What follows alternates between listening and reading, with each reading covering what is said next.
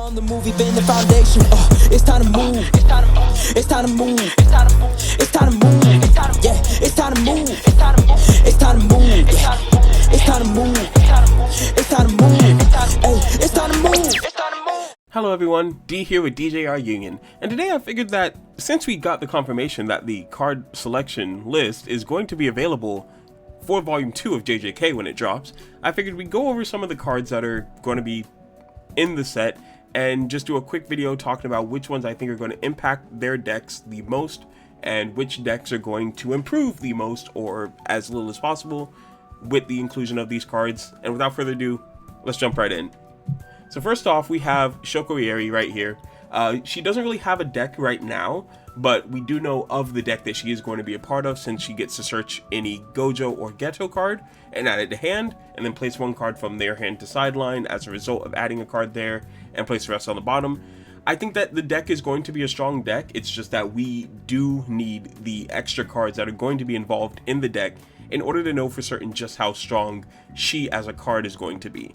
I do see her being used, I just don't see her being fully utilized in the way that she probably should be used at first, but I do feel like people are going to figure out just how powerful she is as they get a little bit further into Volume 2, probably about after, like, let's say like 2, maybe 3 weeks, people will start seeing her true value. Next up, we have Nobara Kukusaki here. In 3 energy, 1 action, she generates 2 energy, which is the first Nobara that is able to generate 2 energy, which is really good because her deck, with any version of it, you would need the 2 energy to kind of help benefit her, help her get some more stuff out. But unfortunately, you did not have access to 2 energy cards that as frequently as you would hope. There was one in Megumi, there's one in Gojo, but there's not enough, and it's good to see that we do have more ways to generate extra energy for her. Also, her being able to gather a 2 or less event card that is yellow from your sideline to your hand is really good because you're able to go after Resonance or Hairpin. Resonance, of course, being her specialty kill card, the special trigger one, where when you choose an active character on the field, you get to, or you choose a character on your opponent's front line that's active, and then switch one of your active characters to resting, and then you're also able to switch that opponent's character to resting as well.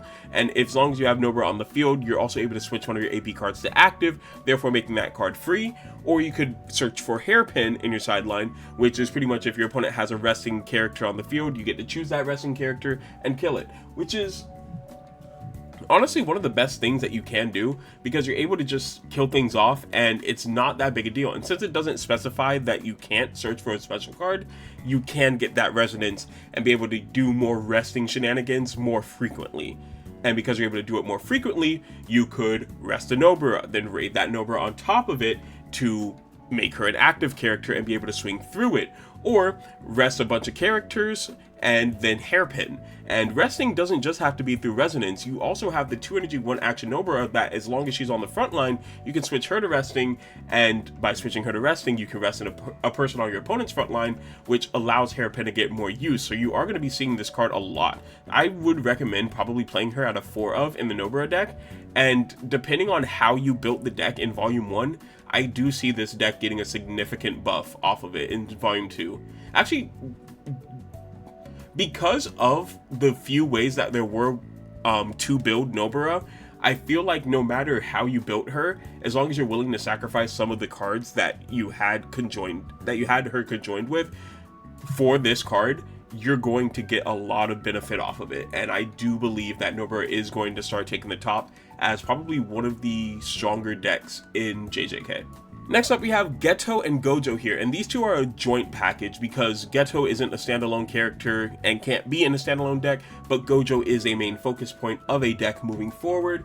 I know that R built a deck that focused around Gojo and Nobara working together. However, now you can kind of move away from Nobara helping out Gojo and leave Geto as your main supporter for his style of deck. And that mostly revolves around this Gojo and how he gets a buff by having Geto on the front line with damage 2, and combining that with cards like your Hollow Purple, which are able to literally rest your opponents and they remain resting as long as this Gojo's on your front line, and him having damage 2, you're going to want to leave him on the front line. but also being able to have Curse Technique Reversal Red, which pretty much allows you to push any character on your opponent's front line from the front line to the energy line, therefore ruining their energy sources as well as lowering the amount of characters they have on their front line at any given point in time, which is good because you're now able to pretty much control your opponent's board to such a degree that Gojo is just going to demolish them with his damage too. I do believe Gojo is probably going to be the best deck in yellow because of these two cards alone, and I've only talked about Gojo right now. Not to mention, this Gojo also allows you to search for Gojo himself, any Gojo himself, Geto, any card to help support him, or Ieri, which is, as we know, a searcher card from what we saw before, and you're able to add that to your hand, place the rest in the sideline, or place the rest on the bottom of the deck, and then place one card from your hand to sideline, which I think is a good search ability. You're able to search for your Gojo or your Geto, which means truthfully you don't need Ieri in the deck for your searcher, but who's to say that she gets a different type of card that you may want to have in your regular deck in Volume 2. But yeah, this deck, or this card specifically, is going to be searching for mostly Gojo and Geto. If you hit a Shoko and you don't hit these two, then add the Shoko. But Geto over here, 5 energy, 1 action, he has something unique where he helps you generate energy. This one generates energy on the front line as long as you place a card from hand to sideline for that turn. And it's really good because now you're able to get off some of the higher cost energy cards that revolve around Gojo, like your Hollow Purple, which is, did I say Hollow Purple before? I meant to say Unlimited Void when I was talking about resting. Whoops. But like your Hollow Purple, which allows you to banish stuff from the field, which is absolutely insane, just being able to banish stuff, and as long as Gojo's on the field, it's 1 energy instead of the 2 that is required for it. Or you can also play the 6 energy 2 action Gojo, who naturally has impact, not even needing to worry so much about what your opponents have on their front line, because Gojo's going to be able to swing over them pretty much 9 times out of 10. You're not going to need to worry about it that much. And the fact that he's a 5k BP character as well means that he is able to swing over anything. Like I said, you're not going to need to worry about your opponent's front line if the 6 energy 2 action Gojo is out on your field. Not to mention that when he's played, you're able to draw a card, which kind of helps with searching your deck for certain cards like your Geto, your Gojo, or even any of your Curse Technique abilities like Red, Blue, or even Hollow Purple, or even Unlimited Void. You're able to just grab that right out of the top of the deck if you do draw into it. And not to mention, you get to lower the action point of any other card that's not Gojo by 1. Therefore, your Geto will be free, or your Hollow Purple will be 1 energy, or if you have Gojo on the field, which you will, is free as well. Same thing with Unlimited Void, that will be free. Like, you get a lot of free cards off of playing the 6 energy 2 action Gojo, and it all stems from this Geto being able to pretty much be able to help you generate that extra energy to get out the 6 energy 2 action Gojo to start that motion. Not to mention that if he's on the front line, all Gojos get a buff along with this character as well. So this character isn't just a 4k beater that just sits there and looks pretty and generates energy on your front line. He sits there, he looks pretty while generating energy on the front line, but he's also able to do some damage as well by getting an extra 500 BP, as well as strengthen every single Gojo that is on your front line as well. Your damage 1 Gojo, your impact Gojo, and pretty much any other Gojo that you may want to have on your front line is going to be buffed significantly because of Geto here. Moving forward, we have Megumi Fushiguro. This is the last card in yellow? Yeah, this is the last card in yellow that we're going to be going over from the card selection. It's Megumi Fushiguro, 2 energy, 1 action. I forgot to mention the triggers in the other ones. Get trigger for Geto is really good. I do like that you're able to get this card if it is in your life. That way you are able to capitalize on his support abilities.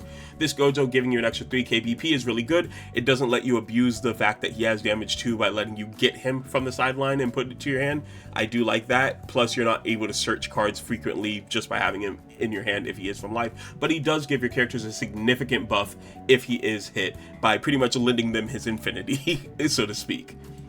Nobara here also has an active trigger, which I think is really good. It's a good way to have her really shine a little bit, just to have you be able to defend against attacks that if you have lower energy characters at the time, like the 2 energy 1 action Nobara, which if I remember off the top of my head is about probably 2k, 3k, something like that, which isn't enough to get over a lot of characters. So if you do use this 3k BP character or 3k BP active trigger, you're able to pretty much be able to block with that 2 energy 1 action Nobara then. And this one doesn't have a trigger, but that's fine because she is a searcher card. But yeah, so moving over to Megumi, he does have the active trigger. He's able to protect his Shikigami just a little bit more because of having an active trigger. The active trigger does come in handy a lot of the time. Now, when played, you are able to look at the top 3 cards of your deck, reveal 1 Chimera Shadow Garden or Shikigami Affinity card from among them, place it on top of your deck or into your sideline, and then place the rest on the bottom of your deck in any order. Notice how you don't have to place a card from your hand to the sideline after searching through your deck, and that's really good because, first of all, you're able to choose to put your Shikigami or Chimera Shadow Garden into your sideline instead of on top of your deck. And honestly, you only want to put it into your sideline if it's a Shikigami, because the 3 energy 2 action Megumi, who is when you play him, you do get to target a Shikigami that is in your sideline or in your hand, but more specifically in your sideline, and play it set to active onto your field, which is really good.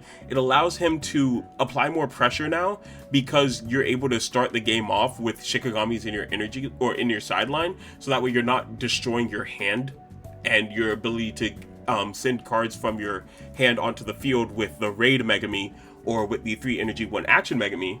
Sorry, not the 3 energy 1 action Megumi, but the 3 energy 1 action 10 shadow technique kill card. Not really a kill card, but more of a support card for Megumi. Because Tim Shadow's technique also lets you target the sideline, but being able to target from your hand as well is also a good ability, especially when you have all these cards in your hand. You're able to kind of strategize how you're going to place your cards onto the field, whether you're going to use an action point for it or you're going to use one of Megumi's abilities to get them out onto the field. So yeah, this card's going to be really good because you're able to get the Shikigami into the sideline for your 3-2 Megumi to get a huge benefit off of and not have to waste your hand slot for.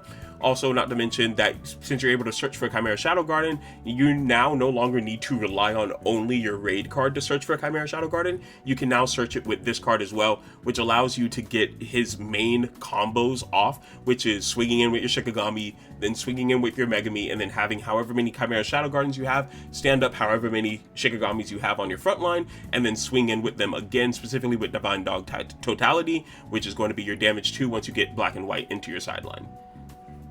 Your next card here is 3 energy 1 action Yuji Itadori. If you have a Sukuna's Finger card in your sideline, this character gains an extra energy generation, which is really good. It's going to be a 3/1/2 energy generator, which is going to be slightly better than the 3 energy 2 action Yuji Itadori.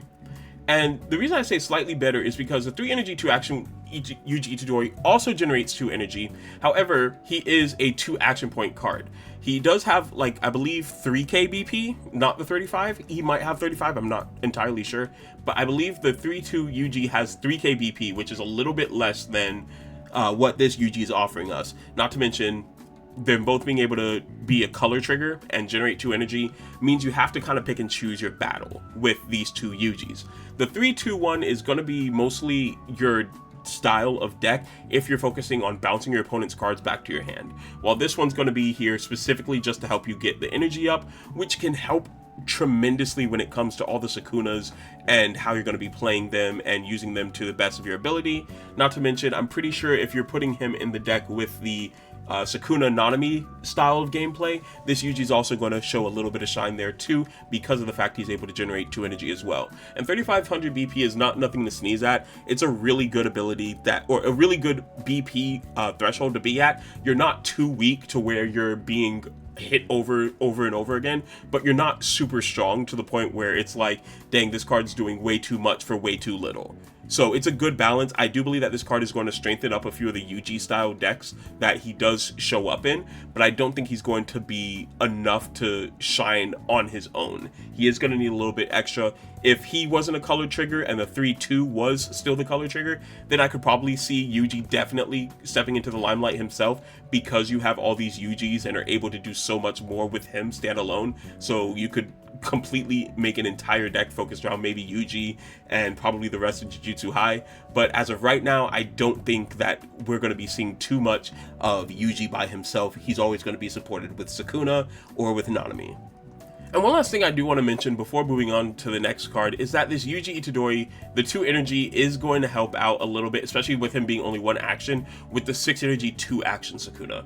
I do kind of forget about that Sukuna sometimes because I don't run him personally, but he is a pretty good card depending on the amount of fingers you have in your sideline, because then you're able to pretty much wipe your entire opponent's front line. Not literally, but it's practically like that, because you get to get rid of 3 cards on their field, return it to hand for just 2 action points.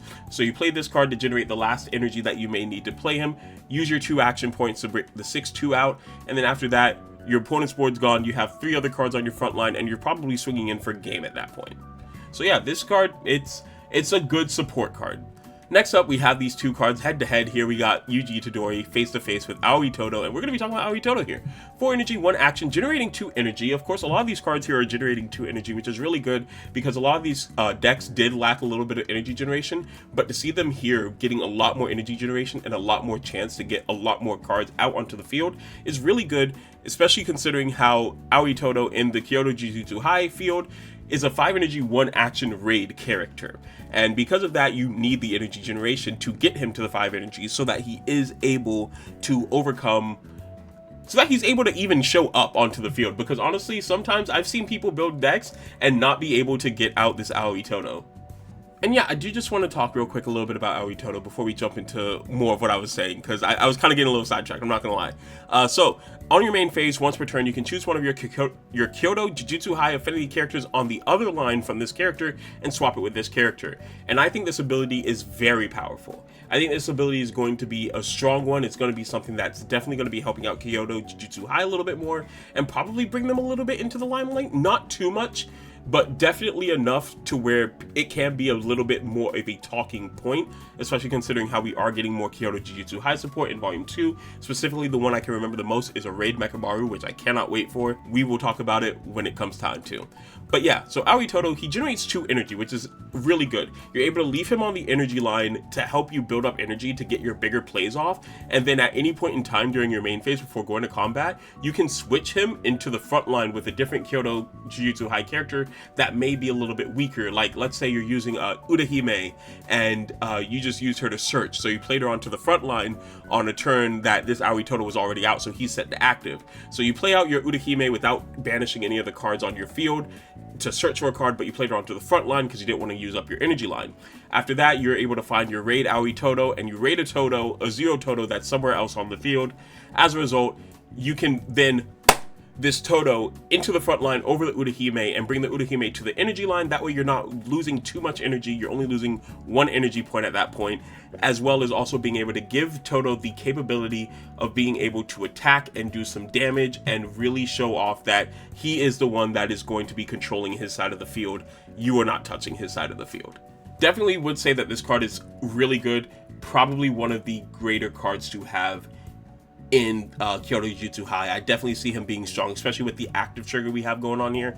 He's definitely going to be able to support a lot of the Kyoto Jujutsu High characters because none of them are really at 4K, so it really helps them be able to defend if this guy is hit from life. Over here we have 4-2 Sukuna. This is the last blue character outside of the ones that haven't been put on the official Twitter page yet. I'm going through the ones on the Twitter page right now. We're going to be going to the next ones in a second, but this is the last one on the Twitter page. It is this blue Sukuna, 4 energy, 2 action. We did talk about this a little bit in the last video. Play this character set to active onto the field. He has double block. During your turn, he has 500 BP. When attacking, choose 1 character with 1500 or more. It loses 1k, and you get to add 1 extra target for every finger that's in your sideline, which is really good. You're able to target up to 5 characters on your opponent's field in order to nerf them a little bit more and a little bit more and a little bit more until Sukuna is now the most threatening menace on the field. And at 3500 BP, he is going to be a menace, especially since on your turn, he will be getting an extra 500 BP, putting him at 4k. You're definitely going to be seeing this card a lot when you're going up against blue decks, so you're going to want to be careful, watch out for him, especially with that double block. And in conjunction with the Nanami, if you are still playing Sukuna Nanami together, this Sukuna with the new Nanami is going to be a menace because of double block, and we're going to get to that in a second. But the Sukuna coming in active is really good, especially when you consider Malevolent Shrine and the fact that you're able to give him snipe, you're able to give him damage to, you're able to really just apply all sorts of pressure with the Sukuna. And then giving him impact on top of that, like let's say you don't even really need to focus about the damage, but you give him the impact and the snipe because you have enough fingers in your sideline to do it. He comes in active, you have a shine on your energy line, you give him Snipe and Impact +1, he's now doing damage to your opponents, and then being able to double block on the next turn. This Sukuna is going to be an absolute menace, and I honestly cannot wait to see just how crazy some of these people are going to get with this character. So moving over to the last two cards that were not revealed on the Twitter, or sorry, last three cards. Only two of them are on the website right now, but the last three cards that were not revealed on the Twitter page just yet. First off, Kento Nanami, 1 energy, 1 action. As you know, when sideline, you get to place the top card of your deck into the sideline, and then after that, you get to choose a character on your front line, or on your field in general, and it gains 1k BP until the end of turn, which is really good because if you buff up that Sukuna that we just went over, he'll be at 4500 BP with double block, which is really good. But also, not to mention, you're placing the top card of your deck into the sideline. That top card of your deck could be a finger to help out your Sukuna, or it could be just getting one card less in your deck, so that way you can hit overtime a little bit faster and make Nanami that much more of a threat. And once again, the active trigger, it seems like active trigger is indeed a really big thing in this deck.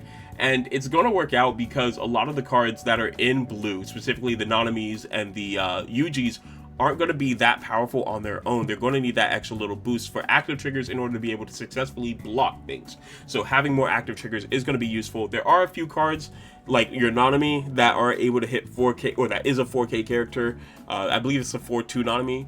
He's a 4K character, but he is a color trigger, and if you're running other color triggers in the deck, you're not going to have many of that color trigger Nanami in your deck in the first place to be able to defend, so this active trigger is going to be coming in handy. So I do think that you can see this Nanami a little bit more.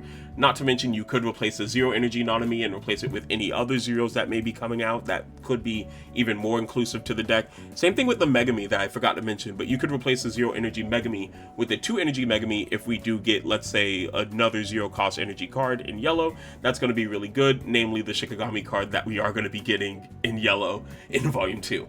But yeah, this Nanami, I can definitely see him being run into the deck. I do think this card's going to help out just a little bit. Maybe not too much, but definitely a little bit more in making Nanami just a little bit more of a feared presence on the field. You got Toji Fushiguro, has absolutely no ability whatsoever. He does have a draw trigger though, and you know what we say about draw triggers. Draw triggers are amazing. We love them. They're great.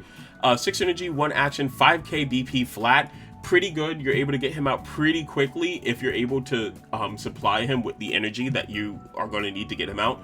But if you want to play him, the fun thing is that you don't have a specific affinity for him, meaning that you can play him into essentially any deck you want to. He doesn't need to be in Kyoto Jujutsu High. He doesn't need to be in with the Cursed Spirits. He's just here doing his own thing and just here to wreak havoc. So we're going to see exactly how well he is when it comes time to see it. But as of right now, we don't really have much to say about Toji because, as you can see, there's nothing to say about him right now. So yeah, we're just going to sit here and hope for the best because draw trigger 5k BP, that's enough for me to want to put at least 2 copies of this card into my decks. And the last card, of course, has not been revealed yet. It's not on Twitter, it's not on the official page yet, but the last card that we do not have yet that is going to be coming to Volume 2 in the selection, or assumedly coming to Volume 2 from the selection card list, is Mahito. 2 energy, 1 action Mahito that generates possibly 2 energy, but generally 1. On your turn, if a character on your field was killed this turn, was sidelined this turn, this character generates 1 energy, which is really good. He gets to become a 2 energy generator, and knowing Mahito and how his deck plays, he needs energy because his sight, that is a very huge staple of his deck, Embodiment of Perfection, does not generate energy as a sight. Not to mention that only him and I believe his other card, which is a color trigger, generate 2 energy. So we're going to need as much energy generation as we can in order to make Mahito a little bit stronger, which is great. I'm glad that we're seeing this more often because we need ways to set up my field after I kill everything off, and Mahito is a good way to do that. Moving forward on my turn, or sorry, on the main phase, once per turn, I get to kill 1 character on my field that's not Mahito, meaning I can't target this Mahito or any other card with Mahito in its name, and if I do kill that 1 character, I get to choose a Cursed Spirit, like Mahito, or a transfigured human trait character on my field to get 1k BP during this turn, and that mostly helps when it comes to the constant onslaught that happens during the attack phase. You're not going to be really using the 1000 extra BP to do anything in particular other than the constant onslaught phase of things. You're going to be able to give it to your weaker characters to make sure that their attacks at least cause a threat to your opponent, because a lot of the transfigured human cards and some of the Mahito cards are very low in BP, as you can see right here, 2500, and because of that, you're not going to be that much of a threat to your opponent, other than the fact that they're going to block with a bunch of their characters, and then okay, one attack is going to get through. But when you have characters that are at this point 35 BP, you're going to see your opponent think a little bit more about who they block with, who they do block, and they're going to be like, okay, no, this Mahito is kind of a threat now. So I do see this card definitely increasing Mahito. Probably Mahito being the best type of deck to build for purple. Blue, I definitely see it going to Sukuna again, and for yellow, I can see Gojo starting to take the limelight. So yeah, we're going to see exactly how everything winds up in a future video, because we do not know all the cards yet. I mean, we do in the Japan side of things, but we do want to wait for the English cards to come out before we make that video. And yeah, so thank you all for watching today's video. If you haven't seen the other video that I was talking about frequently throughout this video, it is linked in the description below, where I was going over the updates to Volume 2, which did include the inclusion of these card selection cards. And this video was just me telling you guys what my thoughts are when it comes to these card selection cards and how they're going to impact JJK as a whole. And yeah, thank you all for watching today's video. I've been D with DJR Union, and I'll see you in the next one.